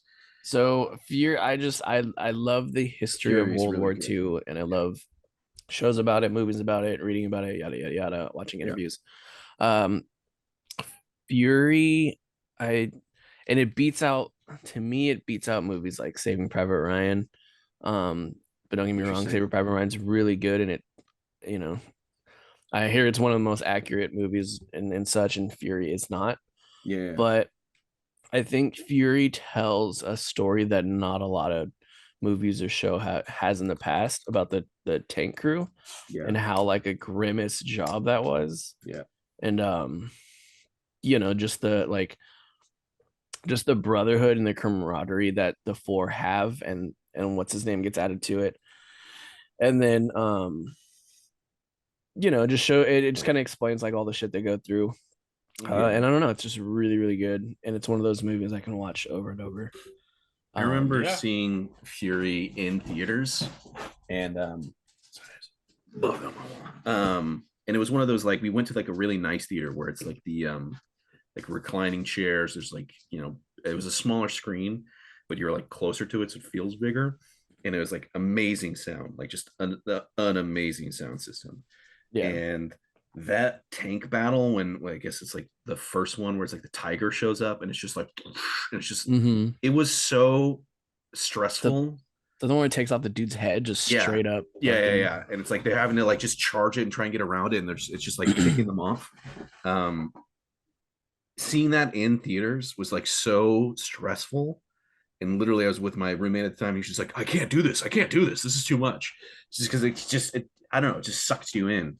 You just felt like the idea of like, wow, man, like the American approach was, well, we're just going to mass produce these Sherman tanks. They have lighter armor, but we'll hit them with numbers. And just seeing this thing just like tear through them, you're like, Jesus, like, I don't know. It was great. Such a good movie. And then I love the scene where they're like, it was like in about the middle of the movie, but they're going wherever they're going, and then they look up and they just see all the planes up in the sky and shit. That was pretty epic. But did you guys ever watch the bonus, like the cut scenes or whatever, where what's his name's Don's backstory of why he's always so angry and kind of bitter? No. So I guess before the war, he got drunk and was driving his girlfriend or whatever, and like they got in a fight or something, and her and her brother, and he flipped the car, and I guess it like caught on fire, and they both died, and he survived, and so that's why he has the scars too on his face, or no, his back. Excuse me. I think he has some... I was gonna say his back is pretty. But anyways, that was the backstory of why he was the way he was and his back and shit. Wow. Crazy. But World War Z. World War Z. World War Z. What can I say though hasn't already been said? Dude, I'm telling you, Quite- I like quite a this. bit, I I like guess. this pick, Dalton. I like your descriptions. It's great. And Like, I didn't think of World War Z. I totally spaced on that. Like, I blanked once I wrote my 5 down. I was like, I can't think right now. I was writing them down through like all week.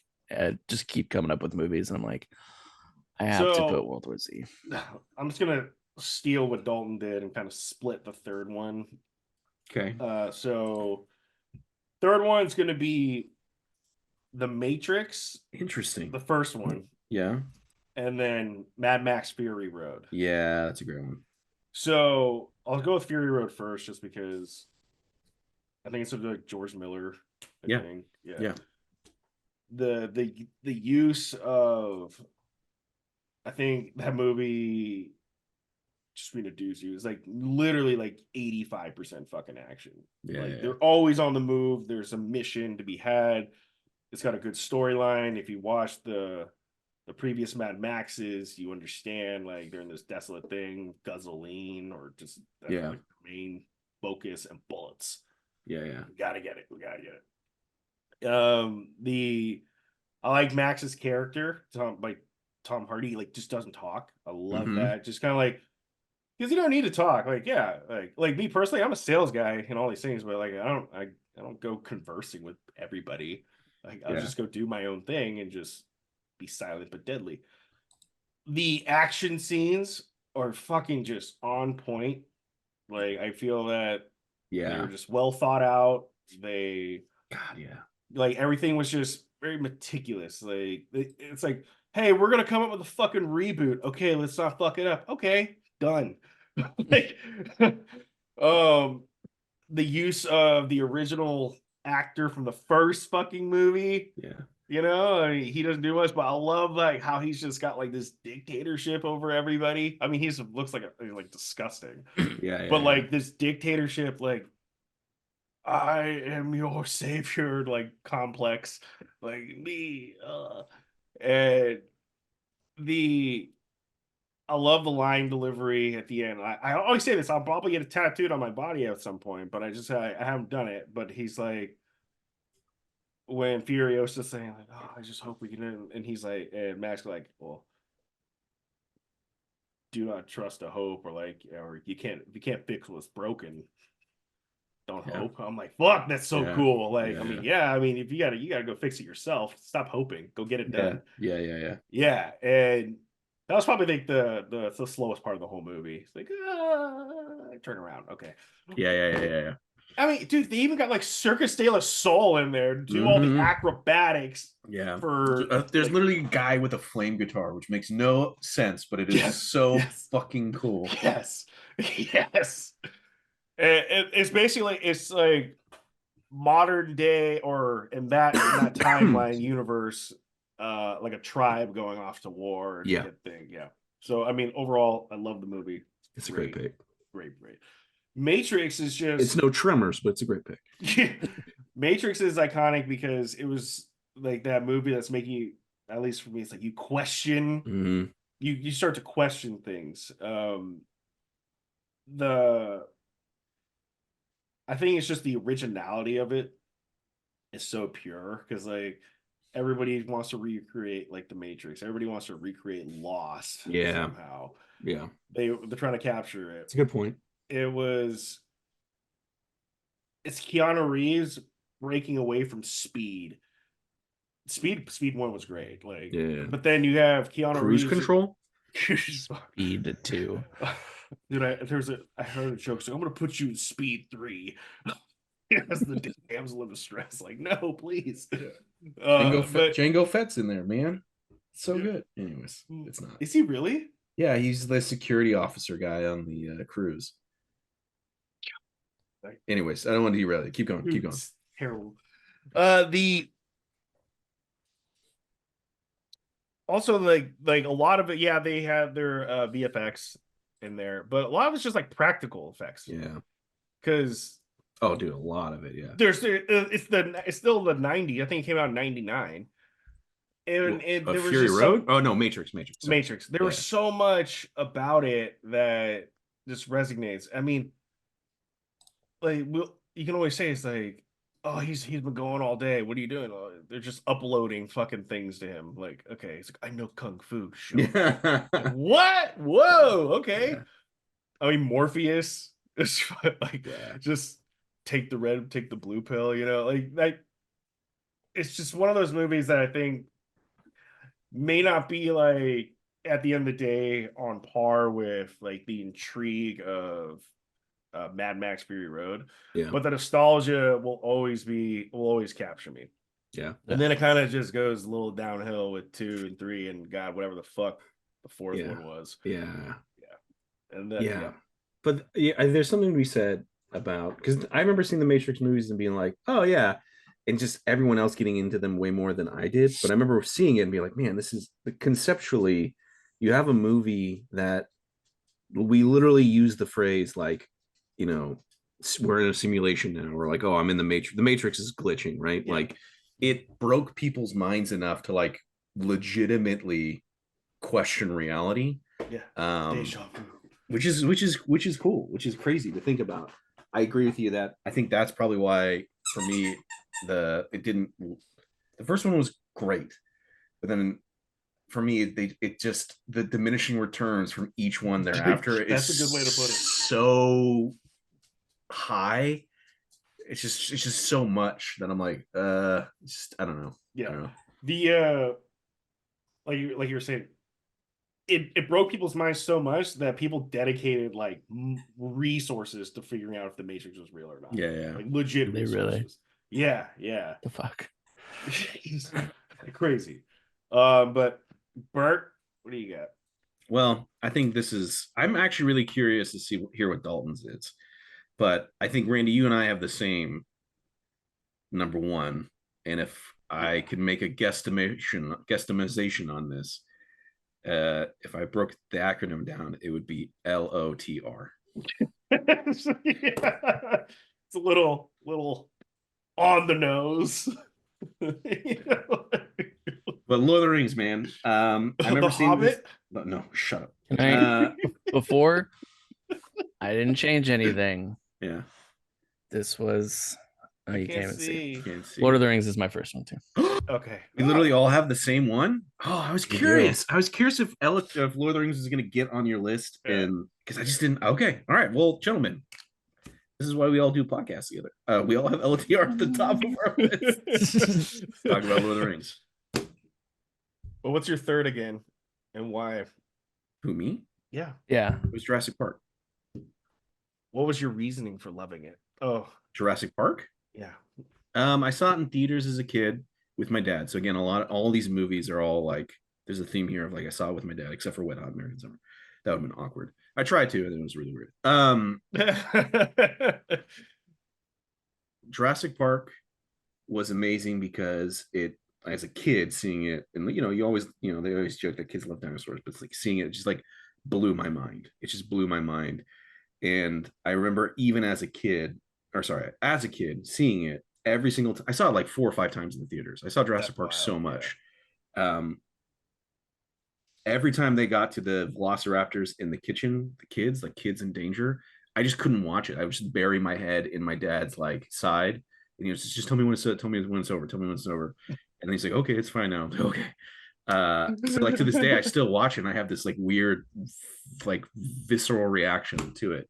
It's intense. It's great, man. It's great. And like, I just love conceptually it. I read Jurassic Park in the book. It's definitely different, but I love the movie. It's one of those rare instances where I go, I think the movies might be better than the book. And it's just so good. It just captured this idea of a place that I go. There's that whole line that John goes when they're eating, the ice cream's melting and they're talking, and he just goes, I wanted to give them something that was real, something they could touch, like, and it's just this idea of, man, if only this Jurassic Park thing was real, this would be the most amazing place to go to. Yeah, I just love it. Yeah. And it's a movie that I can, anytime it's the first rain of every year, I put it on and it always holds up. And then there will be occasionally people that I meet who have never seen it before, and I go, please. That's please, wild to me.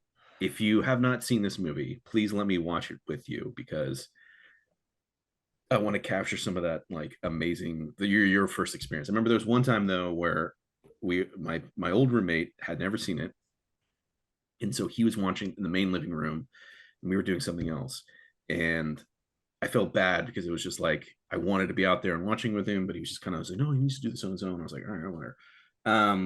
And it was a person who didn't really react to shit. The person was very stoic most of the time, and just hearing them be like, oh, like like when there was like the little office or some shit. Like, it was cool. It's cool. And then I remember when I was a kid, when I got the VHS of it, because that's what I asked for, and Evan, friend of the show, came over. I was like, have you ever seen Jurassic Park? And he's like, no. So we're gonna watch this. And notoriously, anytime I invite Evan to come over or anyone to come over and watch movies, we'd set up downstairs. You guys all been in my house, like in that living room downstairs where the TV is at, Mhm. and we set up our little like sleeping bags. I fall asleep within the first 30 minutes. So Evan is literally watching Jurassic Park as a young kid in my house. Again, it's probably raining in nighttime, and he had to go on this adventure. I literally woke up at the end when they're like flying away in the helicopter. He's like, "Oh, I missed it." He's like, "Yeah, you did. This movie's amazing, but why'd you fall asleep?" And I'm like, "Oh, I'm sorry." Uh, but yeah, I just have a lot of fond memories with it, and it's one of those things that's where awesome. I don't know. I pretend like the all the new movies. I just haven't seen the last one. I just pretend they don't exist. And Dude, a movie about bugs. It's not good. It's so terrible. Lord of the Rings, though. No, we got number 2. We gotta do 2. I already did my number 2. Star He Wars. didn't. Oh, Well, what's your number 2, Dalton? you guys might be. Oh, you said Fury and Well, that was Yeah, my or 3. they're kind of like a blend, and then I thought I wrote it as 2 and 3. You're saying yeah, that Oh, I'm no, stealing, that was I'm stealing that was a Dalton's. tie. I couldn't, and that's why I said both had the fuck is his name? Anyways, my number 2 is maybe a surprise to Brad Pitt. That was it. Might be a surprise to Bert. I'm not saying this, but Gladiator is my number 2. Yeah, let's go. It was on my list. It was yeah. Sorry, it was on my lower list. I changed it last minute from Empire of the Sun. I just think Gladiator is more impactful. Was more impactful to me, and more nostalgia, I guess. I don't know. I don't know. It's Gladiator. Russell Crowe in his prime. Yeah. Roman shit. Yeah. It deserves to be number 2. You have such in-depth things about the others. Well, I mean, we've talked about Gladiators so much. Yeah, We've already touched on it, but I get that. I don't know. I just couldn't not put it on the list, and yeah. I'll make my 2 short. I think Bert knows what it is. The Thing. Yeah. Is Also never seen that. Yeah, that's why I was so confused, because I thought you were saying Mad Max Fury Road was number 2 and Matrix was number 3. And I was like, wow, The Thing didn't make your list? This is crazy. Yeah, anyway, sorry. Yeah. This makes way more sense now. The Thing is John Carpenter's The Thing. Little oddity to it. Yeah. It's a movie about paranoia. Yeah. Like, you don't know what's happening, even though you get the answer right in the beginning, but none of us speak like Norwegian or whatever. Yeah. It's just the buildup, the dialogue, just the understanding, the limited amount of resources, the fact it's happening in the 80s, their time, and just the practical effects are good. The mystique around the whole entire Thing entity, when they start to realize something's happening, and the doctor's kind of like figuring it out, but also going crazy at the same time, like, which you don't really like. You can kind of like, it's like, I know we talked about this years ago. It's like, is it a singular mind? Is it a collective mind? Like, there's just things that play into it. I remember we all watched The Thing at my house on like Halloween one year, like long time ago. Crazy, right? Yeah. But it's just like the idea of this happening, and they have to do the trial and error. They have to try to figure out what's like who's what, and is McCready like crazy? Like, is he like the Thing? And the overall, and I will say this, oddly, the movie worked without any females in it. Like, there's a lot of movies that don't have that are there. I can only think of 2 movies that don't have like women in it. It's like Larry Glenn Ross and like this movie. There's not even really at all.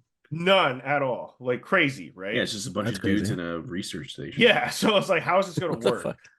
I'm have to Like, watch it. and Oh yeah, you have to watch it. there's no We might need to comedy. say, yeah. Sorry to interject.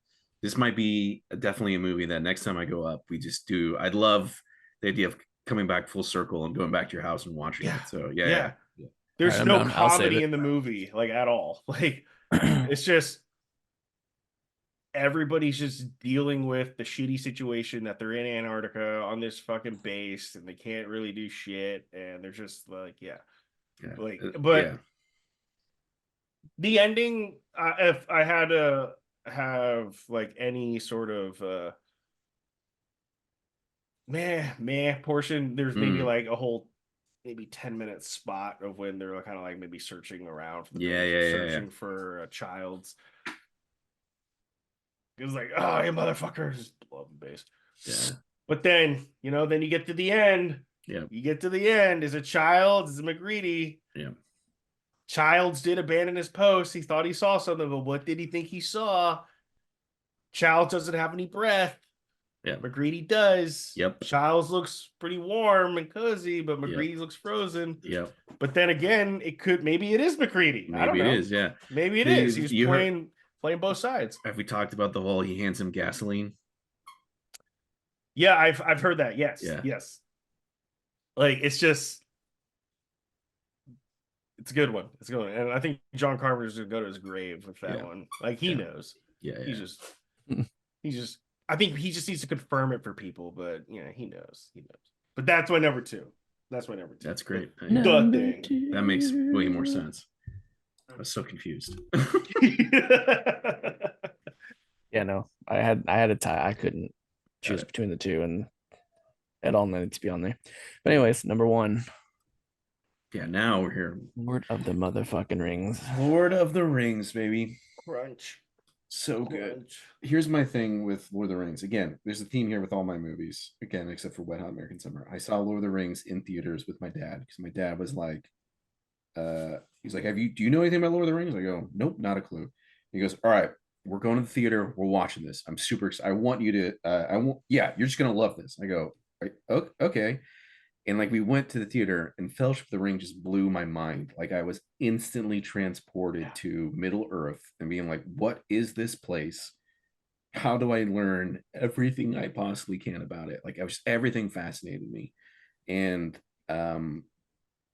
just that level of sorry, we're gonna talk about The Hobbit and we're talking about the prequels. Coming off because it came out coming off the prequels.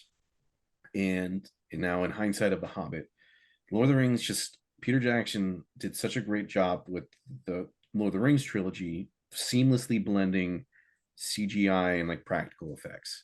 And because I was watching a movie that felt like it was timeless because everything felt real, like nothing was gonna they sit there in Bag End when Gandalf shows up, and everything in this room felt like a physical thing that I could touch. And like the fact that like it's camera tricks, it's simple camera tricks, but like Bilbo looks small and Gandalf looks huge. It's because they're filming them at like perspectives, but it just felt so real. Like everything felt so real and so engrossing that I don't know. It's just, to me, it is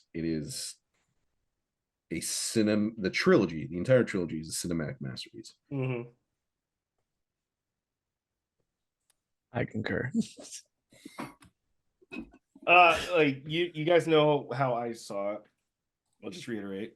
Yeah, remind us. Just going to the movies one day, just getting dropped off. I don't know what the fuck I'm gonna see, but like I'm gonna go to the movies. Like I started seeing movies when by myself at like 14 or however old it was.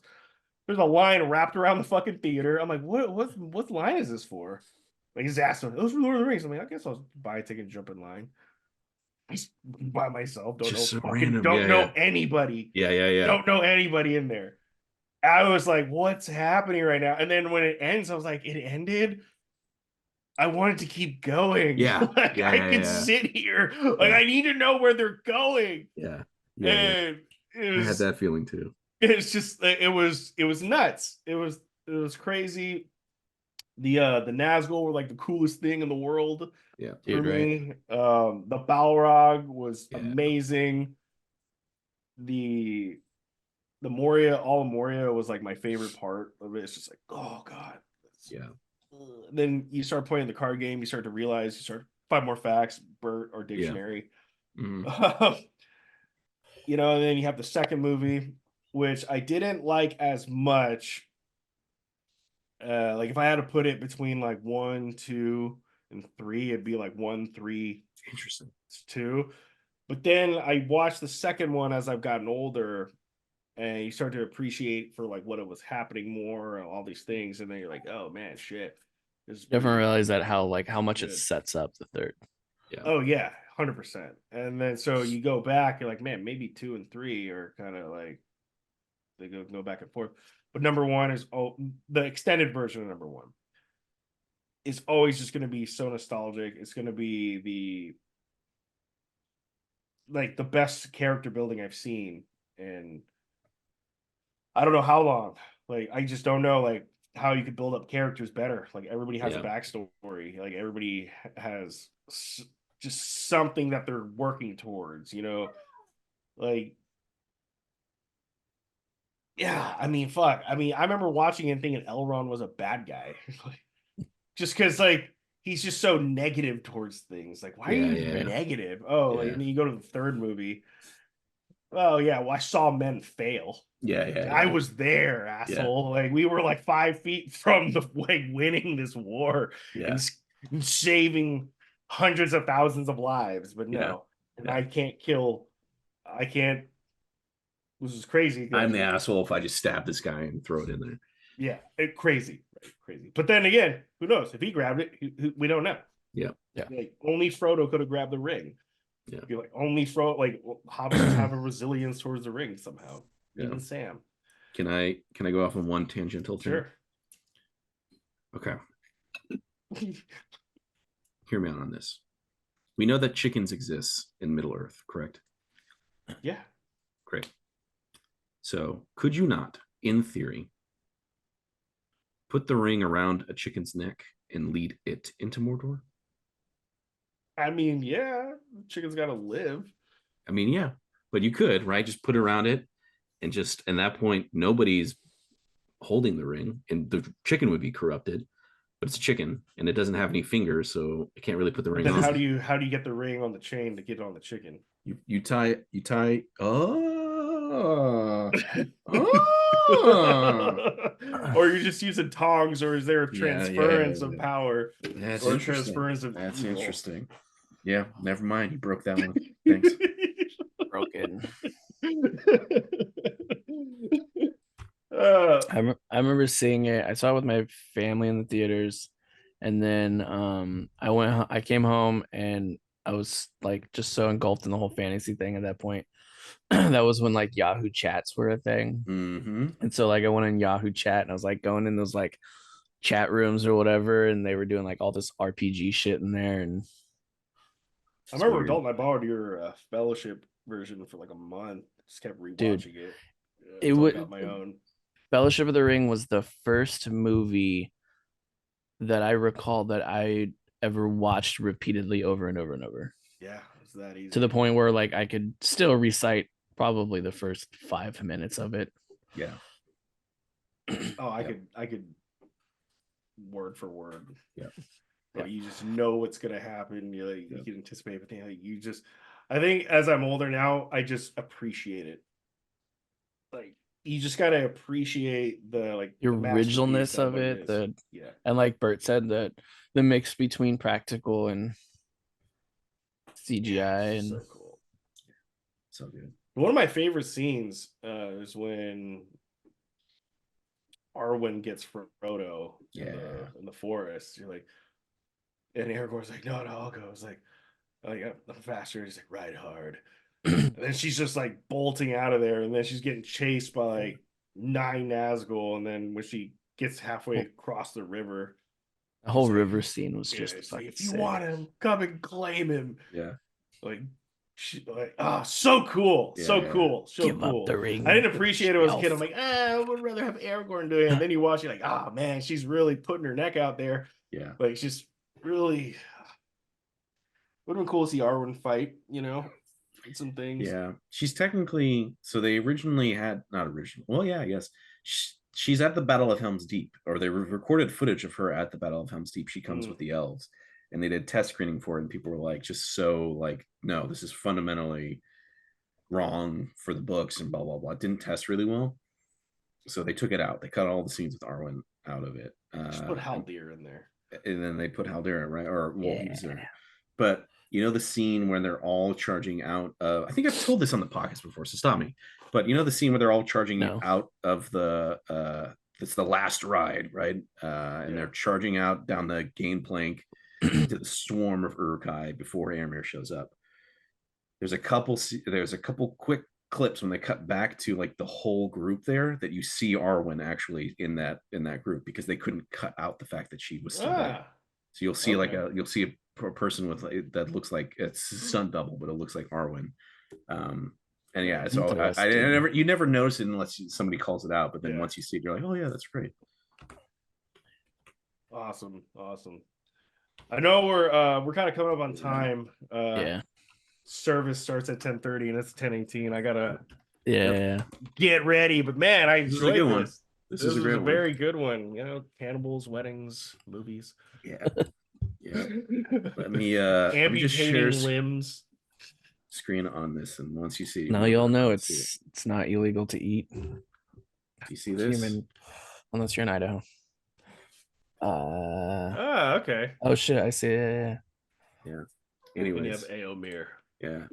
Anyways, all right. Thanks everybody. Happy Easter. Happy Sunday. JARdon. And then I want to say, if you guys are listening, whatever you're listening on, maybe YouTube eventually, give us a review, 5 stars at least. I'm trying to build up our viewers and shit, so that community definitely helps. Oh, I got plans for that. Ooh, stay tuned. All right. JARdon. Later.